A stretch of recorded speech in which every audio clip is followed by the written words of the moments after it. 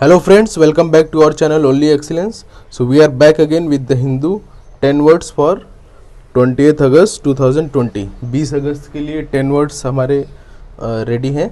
So first word that we are going to discuss today is stall. STALL. So stall का एक मतलब तो आपको सबको पता ही होगा. कोई भी जैसे जो फूड स्टॉल होता है या फ्रूट स्टॉल होता है. सो जो कोई भी मतलब मार्केट प्लेस में जो अपना स्टॉल लगा के कोई भी चीज़ बेचते हैं, एक तो वो स्टॉल होता है नाउन के टर्म में. दूसरा जो स्टॉल होता है जिसके लिए इस वर्ड को यहाँ लिया है मैंने, दूसरा स्टॉल का मतलब होता है कि मेकिंग समथिंग स्टॉप. किसी भी चीज़ कोई अगर काम हो रहा है उसके प्रोसेस में अगर आप रुकावट लाते हैं, ऑब्स्ट्रक्शन लाते हैं, तो उस सेंस में भी स्टॉल वर्ड को यूज करते हैं. सो हिंदी इसका मतलब होता है रोकना.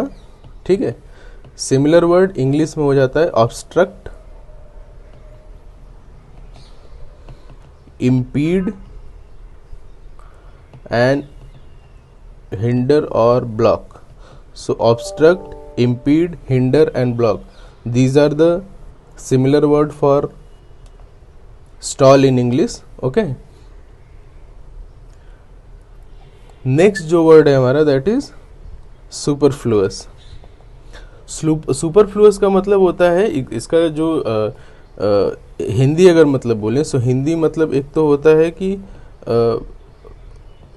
फालतू होना या अति अधिक तो होना. मतलब कोई भी चीज़ which is not necessary, which is unnecessary और मतलब अननीडेड. सो उस सेंस में इस वर्ड को यूज करते हैं.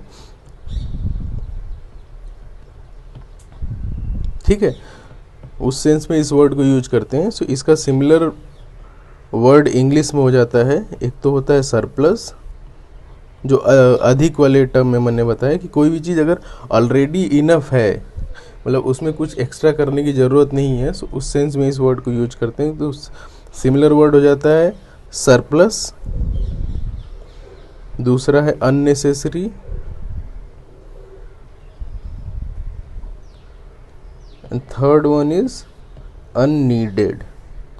So surplus, unnecessary, unneeded. Opposite word क्या हो जाएगा आपका? अपोजिट वर्ड जो होता है नेसेसरी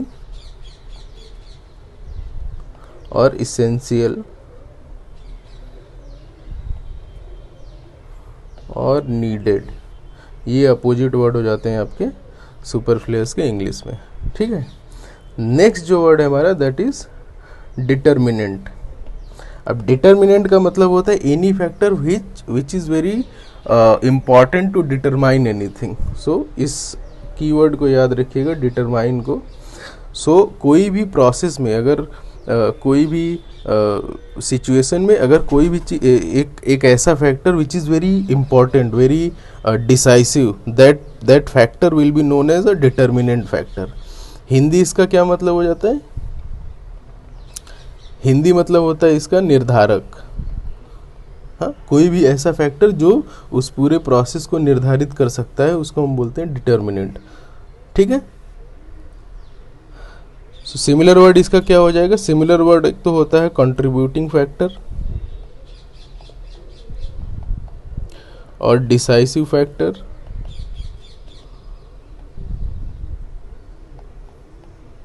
और डिटरमाइनिंग फैक्टर. सो प्रोसेस में जो सबसे इम्पॉर्टेंट फैक्टर होगा जो ओवरऑल रिजल्ट को हैम्पर कर सकता है, ओवरऑल रिजल्ट के नेचर को चेंज कर सकता है, that is known as determinant. Okay. Next जो वर्ड है हमारा that is prestige. PRESTIGE. Okay.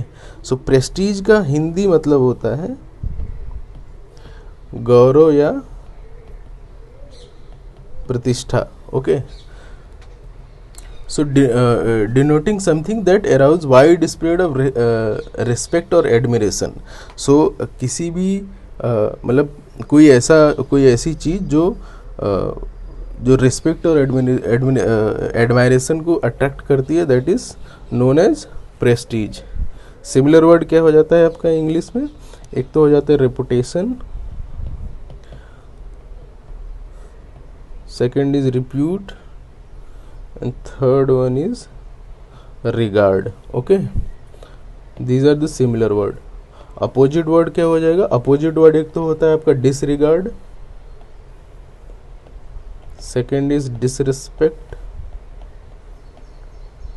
Third one is shame. Okay, so prestige में क्या है? इज्जत मिल रही है। Similar word reputation, repute, regard. Opposite is disrespect, disregard और शेम। ओके, नेक्स्ट जो वर्ड है हमारा that is disintegrate. Disintegrate means क्या होता है? Dis means dis and integrate. Dis means opposite of integrate. Opposite of integrate क्या हो जाएगा? किसी भी चीज़ को डिसॉल्व करना, तोड़ना, उसके अलग अलग पीसेस में उसको तोड़ देना या तोड़ना या विघटन, ये इसका हिंदी मतलब होता है। तो process of coming to pieces that is known as disintegration. Similar word क्या हो जाएंगे आपके इंग्लिश में? एक तो हो जाता है डिसॉल्व, डिसॉल्विंग, डीके और ब्रेकअप। डिसॉल्विंग, डीके और breakup, these are the similar word for disintegration in English. Opposite word इसका हो जाता है, अपोजिट हो जाता है इंटीग्रेट और इनकॉर्पोरेट। ये अपोजिट वर्ड हो जाते हैं आपके डिसइंटीग्रेट के। ओके, नेक्स्ट जो वर्ड है हमारा that is ironic, IRONIC। Okay, so ironic का मतलब होता है, हिंदी अगर इसका मतलब बोले तो हिंदी मतलब होता है इसका विडंबना। So happening in such a way which was not expected. So कोई भी चीज़ अगर इस तरीके से होती है जो एक्सपेक्ट ही नहीं किया गया था, उसको हम बोलते हैं ironic situation. Okay, similar word इसके क्या हो जाएंगे आपके? सिमिलर वर्ड होता है, एक तो होता है पैराडॉक्सियल,